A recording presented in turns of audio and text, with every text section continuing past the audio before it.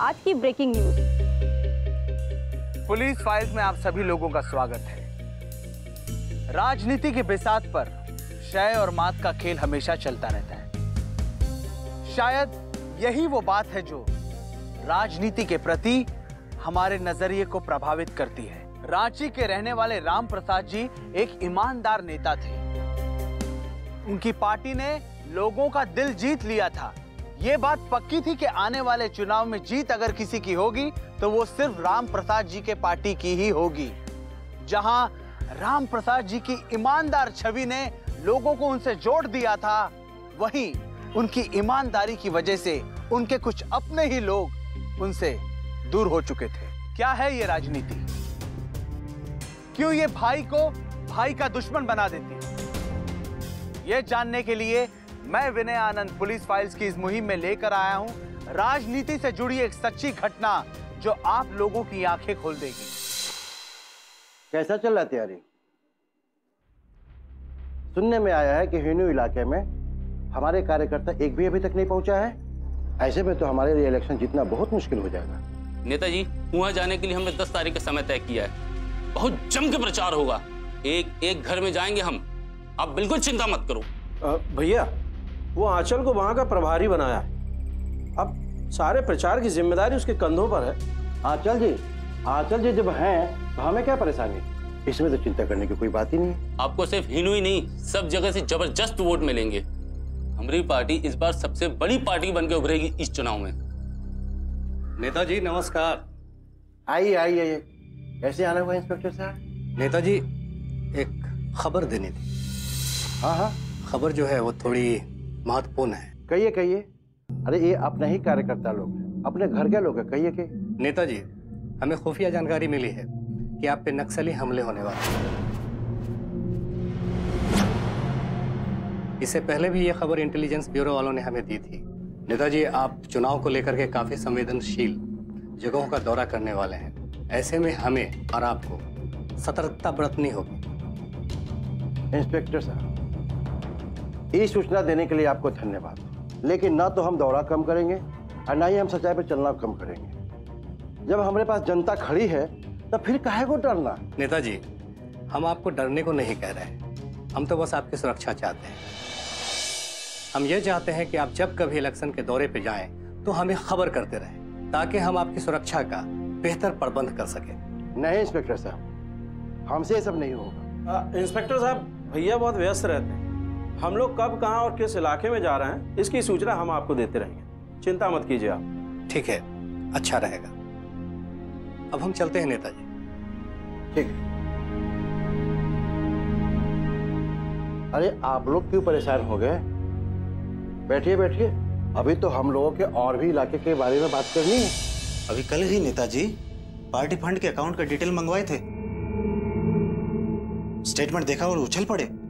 वो जो आपने 18 लाख रुपए निकलवाए ना, बस वो के बारे में ही हमसे जवाब सवाल करने लगे। बहुत ही मुश्किल से समझाए कि पार्टी के कार्य खातिर निकलवाए पैसा, लेकिन उसका पूरा डिटेल मांगे हमसे कल तक। समझे आप? कोई बात नहीं, आप चिंता मत कीजिए। अरे चिंता तो आप कीजिए चिंता। सच कह रहे हैं। जिस लहजे में वो हमसे बात किए, जल्दी ही आपसे भी हिसाब मांगेंगे। देख लेंगे। पर मेहता जी ये बताइए, पार्टी का चंदा कलेक्शन कैसा चल रहा है? वो तो बहुत ही लाजवाब रहा। राम प्रसाद जी की क्लीन इमेज ये पार्टी की जान है। लोग धड़ाधड़ जुड़ रहे हैं और चंदा भी अच्छा खासा दे रहे हैं। नेताजी कहते रहे कि एक एक पैसा का हिसाब रखो, उनका दामन पर कोनो दाग ना लगे। ये उन्हें कतई मंजूर नहीं लगेगा। उनकी साख पर कोई दाग नहीं लगेगा। अपनी सेहत पर भी ध्यान दीजिए। दिन रात भागते रहते हैं आप। शरीर पर ध्यान नहीं देंगे तो बीमार पड़ जाएंगे। अरे इलेक्शन के समय इतनी सरगर्मी होती है, जब तक इलेक्शन का रिजल्ट नहीं आता तब तक हमको किसी भी चीज के ऊपर ध्यान नहीं है। पर खाना तो टाइम पे खा सकते हैं ना आप। हम तो समझाते समझाते थक गए, पर इन पे कोई असर ही नहीं होता। अच्छा बाबा, ठीक है। कल दोपहर का खाना बना देना, ड्राइवर का हाथ से भेज देना, मैं कुंटी जा रहा हूँ, वहीं खा लूंगा। ठीक है। क्या अचानक कुंटी जा रहा है? अरे वहाँ प्रचार का काम ढीला पड़ गया बाबू। वहाँ पर बैठक है मेरी कार्यकर्ताओं के साथ, वहाँ पहुँचना बहुत जरूरी है। पर भैया आज ही इंस्पेक्टर साहब ने आपको सतर्क रहने के लिए कहा और आप उस नक्सल प्रभावित क्षेत्र में जा रहे हैं। देखिए भैया, आप वहां जाना टाल दीजिए। तो फालतू की बातें मत करो, मुझे कुछ नहीं होने वाला है। और सुनो एक बात, तूने पार्टी फंड की तरफ से 18 लाख रुपए क्यों निकाले तू? भैया वो प्रचार के लिए निकाले थे हमने। खर्चे के हिसाब से ये मुझे ये मत सोचना कि मैं तुम पे शक कर रहा हूं। ये पब्लिक का पैसा है, अब पब्लिक में हिसाब देना है मुझे। जी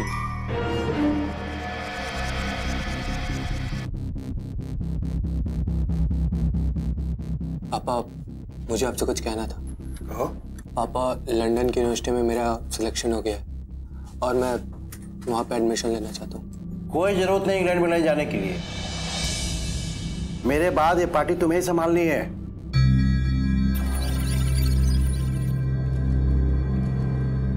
समझा? भूल जाओ लंदन इंग्लैंड।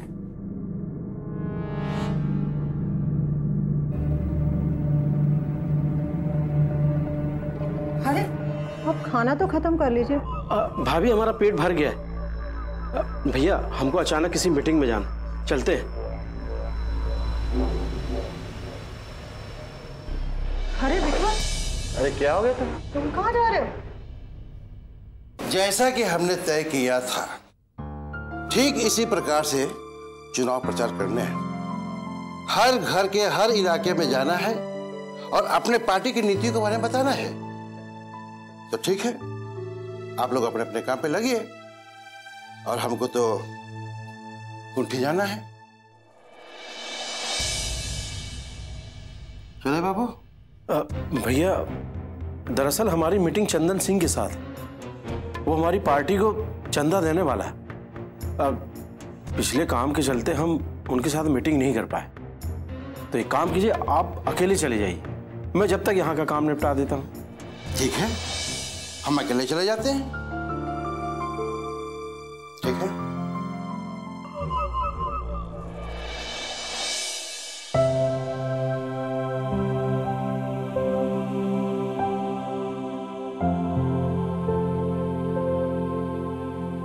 ऐसा दिल छोटा नहीं करते। और तुम्हारे बाबूजी अभी चुनाव में लगे हैं। चुनाव खत्म होते ही हम खुद बात करेंगे उनसे।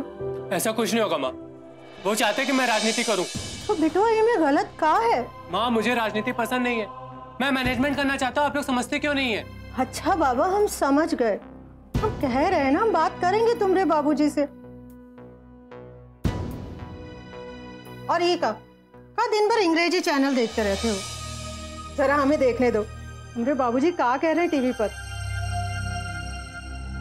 आज की ब्रेकिंग न्यूज। झारखंड प्रगति दल के अध्यक्ष मुख्यमंत्री पद के उम्मीदवार राम प्रसाद जी की गोली मारकर हत्या कर दी गई है।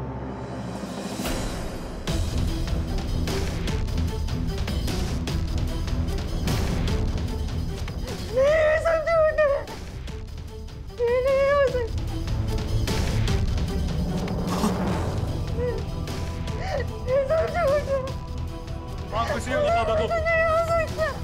माँ, पापा को कुछ नहीं होगा। माँ, तुम अपने आप को संभाल लो। माँ,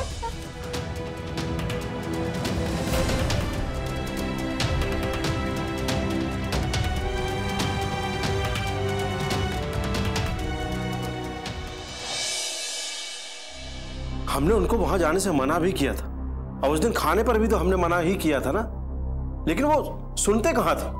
अब एक दूसरे को जिम्मेदार बताकर क्या होगा शुभम? इनमें नक्सलियों का हाथ है। मैं नहीं मानता। मुझे शक है कि पापा की हत्या हुई है और मैं इसकी दोहरी जांच करा के रहूंगा।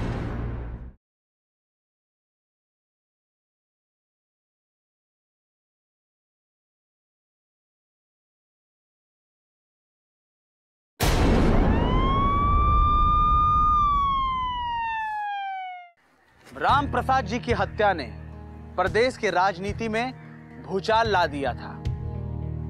लोग उनकी हत्या से बहुत दुखी और बहुत क्रोधित थे। लोगों की सहानुभूति उनके परिवार के साथ थी। कुछ लोगों को तो ये लग रहा था कि चुनाव जीतने के लिए ये एक स्टंट है, और कुछ लोगों का कहना था कि ये राजनीतिक लड़ाई का नतीजा है। चाहे लोग कुछ भी कहें, लेकिन शुभम और उसके परिवार के लिए ये एक बहुत बड़ा सदमा था। पुलिस की शुरुआती जांच में ये पता चला कि शुभम के पिताजी की हत्या नक्सलियों ने की थी, लेकिन शुभम इस बात को मानने के लिए तैयार नहीं थे। उनका यह मानना था कि नक्सली कभी किसी ईमानदार व्यक्ति की हत्या नहीं करते, तो फिर नक्सली उसके पिताजी यानी उसके डैडी की हत्या क्यों करते? और इसलिए शुभम ने इस हत्या का खुलासा करने के लिए अपनी ये मुहिम और भी तेज कर दी। ये आप कैसे कह सकते हैं कि ये काम नक्सलियों का है? वो इसलिए कि हमें उनके घर में एक पर्चा मिला है और नक्सलियों ने उनकी हत्या की बात स्वीकार की है। अच्छा, तब कहाँ थे आप? आपने पापा की सुरक्षा का इंतजाम क्यों नहीं किया? ये तुम हमसे पूछ रहे हो? हमें क्या सपना आता है कि मंत्री साहब यहाँ आ रहे हैं? जब उन्हें पहले ही सूचित कर दिया गया था कि उन पे नक्सली हमला होने वाला है, फिर भी वो बाहर आए और आप में से किसी ने मुझे खबर तक नहीं दी। लापरवाही आप लोग करते हैं और दोषी हमें ठहराते हैं। आपको पापा के आने की सूचना नहीं मिली थी? नहीं। चाचा जी, इंस्पेक्टर साहब क्या कह रहे हैं? पापा के आने की सूचना इन्हें क्यों नहीं मिली? वो बेटा हम ऑफिस में पता करते हैं ना। अरे पता करने से क्या फायदा? आप इतने लापरवाह कैसे हो सकते हैं? बेटा वो उनका अचानक प्रोग्राम बना था ना उनका। इंस्पेक्टर साहब, पापा की डेड बॉडी का मुझे देखना है। आपके पापा की बॉडी पोस्टमार्टम के लिए गई हुई, जैसे ही एग्जामिन से आएगी आपके हवाले कर दिया जाएगा। ठीक है चाचा जी, हमें यहाँ से तुरंत पार्टी ऑफिस के लिए निकलना होगा। मुझे शक है कि पापा की हत्या के पीछे किसी का षड्यंत्र, और मैं इसका पर्दाफाश करके रहूंगा। चल। हाँ चलते हैं बेटा, चलो। जब आप लोग को पता था कि वहां पे नक्सली हमला हो सकता है, तो वहां पे थाने वालों को क्यों नहीं जानकारी दी गई? आखिर कौन है इसका जिम्मेदार? शुभम बेटा, इस सब का जिम्मेदारी हमारे ऊपर था, लेकिन उस दिन चंदन सिंह के साथ अचानक हमारा मीटिंग फिक्स हो गया। यहाँ पर हम किसी को जता करके गए थे कि हुंटी पुलिस को सूचना दे दी जाए कि भैया आ रहे हैं, पर अफसोस ऐसा हो नहीं पाया। तो आप हैं इसके जिम्मेवार? आपकी वजह से हुआ ये सब? हाँ, अगर आप ये समझते हो कि हमसे लापरवाही हुआ है तो हुआ, पर हमने उनको वहां जाने से मना भी किया था, और उस दिन खाने पर भी तो हमने मना ही किया था ना, लेकिन वो सुनते कहाँ थे। अब एक दूसरे को जिम्मेदार बताकर क्या होगा? शुभम, इनमें नक्सलियों का हाथ है, इनमें किसी और का कोनो का हाथ नहीं है। मैं नहीं मानता। मुझे शक है कि पापा की हत्या हुई है, और मैं इसकी दोहरी जांच करा के रहूंगा। मुझे अपने पापा के कातिल का पता लगा के रहना है। पर शुभम, ये जांच कराने से मिलेगा क्या? अब जहां हत्या हुई है वहां हमें सबूत मिले, नक्सलाइटों ने कबूला भी है।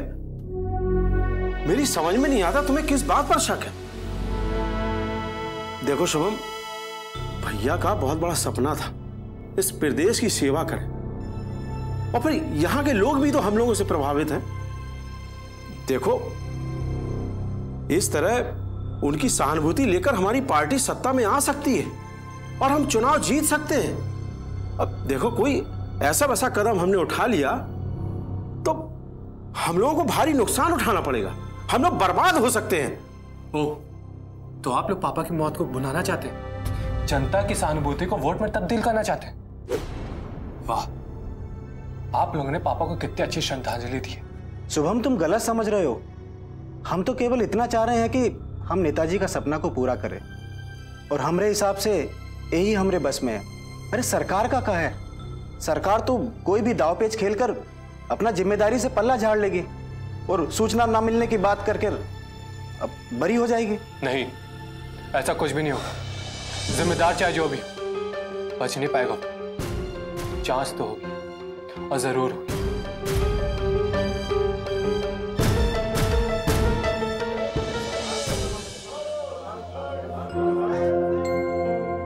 ये कर क्या रहे हैं आप लोग? इतनी बड़ी लापरवाही कैसे कर सकते हैं आप लोग?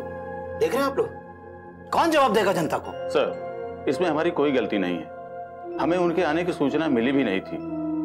लापरवाही हुई है पर उन लोगों से, और तो और नक्सलियों के पर्चे से ये बात साफ हो गई है कि इस घटना को उन्हीं ने अंजाम दिया है। तो अभी तक कर क्या रहे हैं? कोई कार्रवाई करेंगे या सरकार गिराएंगे हमारी? सर, हमने नक्सलियों के खिलाफ ऑपरेशन स्टार्ट कर दिए।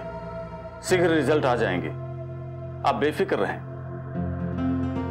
कैसे बेफिक्र हो जाए हम? जनता का ये गुस्सा कहीं अगले चुनाव में हमारा बेड़ा गर्क ना कर दे। भाभी जी, बात को समझने का कोशिश कीजिए। शुभम का ये जिद हमारी पार्टी के हित में नहीं है। भैया को सच्ची श्रद्धांजलि देनी है तो मैं पार्टी को सत्ता में लाना ही होगा। हरगिज नहीं, मेरे लिए वैसे भी राजनीति कोई मायने नहीं रखती। मेरे लिए मेरे पापा से बढ़कर ना कोई था और ना कोई है। ये राजनीति आपको मुबारक हो। मैं अपने पापा को इंसाफ दिला के रहूंगा। भाभी जी, शुभम को समझाइए, इस तरह का जांच पड़ताल करने से हम लोगों को कुछ मिलने वाला नहीं। अब चुनाव सर पर है और सरकार हमारी ही बननी है। कुछ दिन रुक जाए तो जांच पड़ताल हम करवा लेंगे। अगर अभी किसी भी प्रकार की लापरवाही की गई ना तो हम लोगों को बहुत नुकसान होगा, हम बर्बाद हो सकते हैं।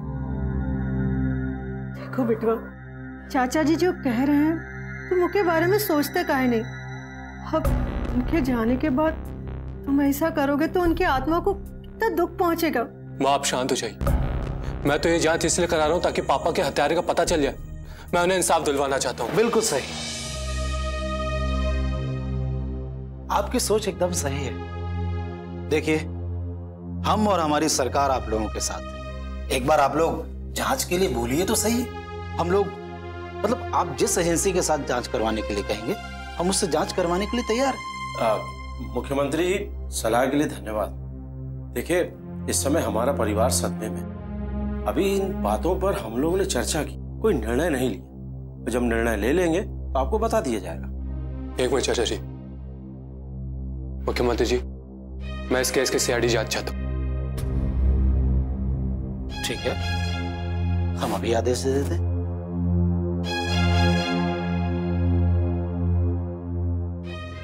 हाँ सेक्रेटरी साहब, हाँ, राम प्रसाद जी की हत्या के तुरंत सीआईडी जांच के आदेश दिए जाएं। जी, आप गाड़ी ही काहे रोक दिए हैं? जी, वो बद्री साहब का फोन आया था, कह रहे थे कि पुल के आगे गाड़ी खड़ी कर देना, कुछ लोग आएंगे पैसा लेकर, तुम पैसा लेके आगे बढ़ना। हम उनको फोन करते हैं, ठीक है? अच्छा जी, लगता है वो लोग आ गए। नमस्ते, ये पैसा दे रहे हैं?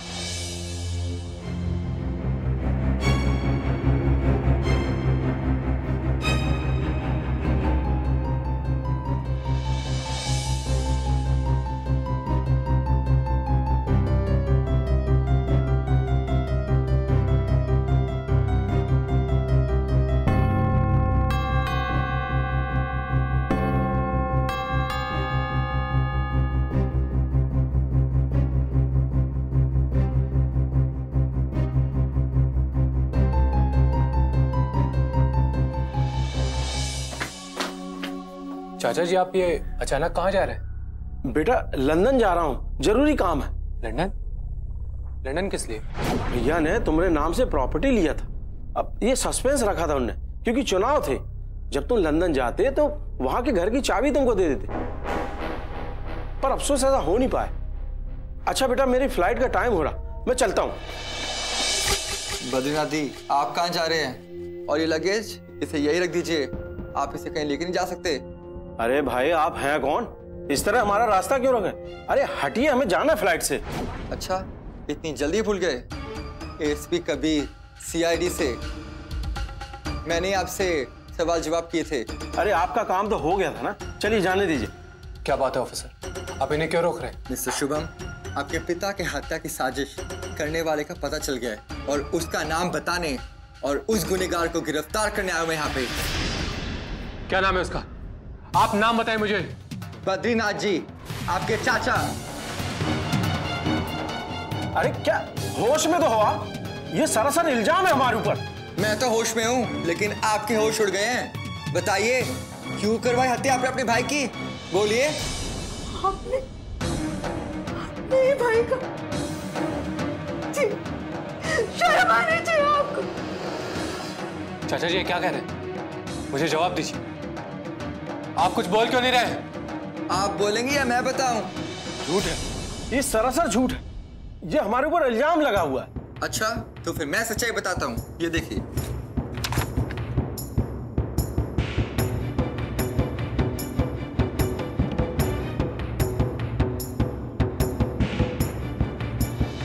चाचा जी आपने तो कहा था सुबह उनके जाने के बाद आपकी उनसे कोई बात नहीं हुई थी, पर ये क्या है?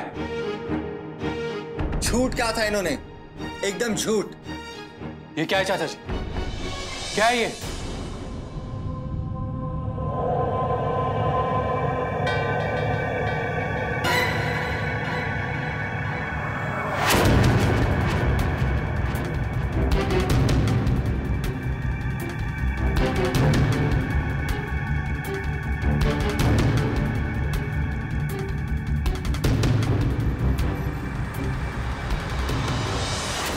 अरे हरे जी, आप गाड़ी ही कहाँ रोक दिए हैं?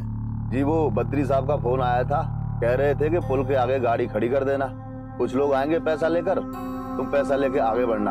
हम उनको फोन करते हैं, ठीक है? अच्छा जी। लगता है वो लोग आ गए। यही लोग हैं? जी जी।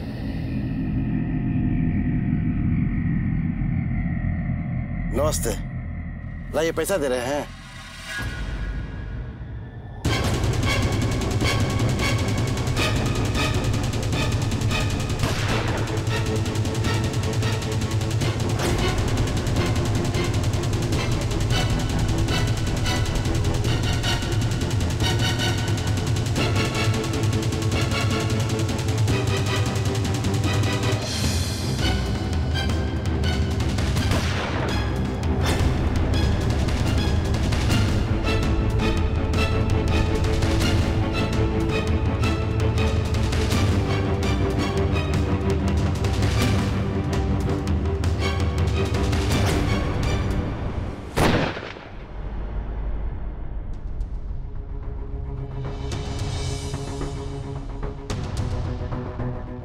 बद्री प्रसाद का मकसद पूरा हो चुका है। इन्होंने उन हत्यारों के अकाउंट में पैसे भी डलवाए। बोलिए, ये सच है झूठ? मुझे आपसे उम्मीद नहीं थी चाचा जी। अच्छा, तो इसीलिए आप जांच बंद करवाने की बात कर रहे थे? ये बात मैं आपको नहीं छोड़ूंगा। बस बस, पहले 1 मिनट मुझे उनकी मुंह जुबानी सुनने दो। क्यों कराई हत्या तुमने अपने भाई की? बोलो। भाभी जी हमको माफ कर दीजिए। ये सब पैसा की लालच में हम हत्या करवा दिए भैया की। हमारा गुनाह तो भगवान भी माफ नहीं करेगा। हो सके तो हमको माफ कर दीजिएगा भाभी जी। दूर हो जाओ हमारी नजरों से। तुम्हारे भैया ने तुम्हारे लिए इतना कुछ किया और तुमने उन्हें क्या हत्या। चले जाओ यहाँ से, चले जाओ। आपको तो मैं ऐसी सजा दिलवाऊंगा कि आगे से ऐसा कोई भी नहीं करेगा। ऑफिसर, आप ले जाइए इन्हें। मैं इनकी शक्ल भी नहीं देखना चाहता। चलो चलिए।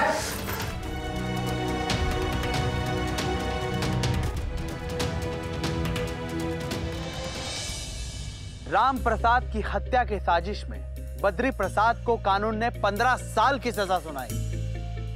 मैं शुभम की जांबाजी को सलाम करता हूं। शुभम ने अपनी सोच बदली और सत्ता को छोड़ के सच्चाई का साथ दिया। हम काले फिर हाजिर होकर एक और नया सच्चा जाबाज की कहानी लेकर। तब तक के लिए विनय आनंद के दी इजाजत।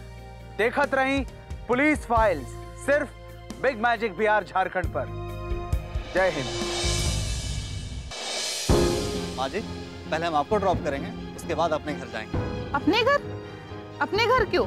क्योंकि माँ जी कामया विदा होकर तो हमारे घर ही आएगी ना। तुम्हारा घर तो पटना में है ना, और तुमने यहाँ किराए का घर ले रखा है। देखो, जब तक तुम अच्छा मकान नहीं ले लेते तब तक कामया मेरे साथ रहेगी, और तुम भी।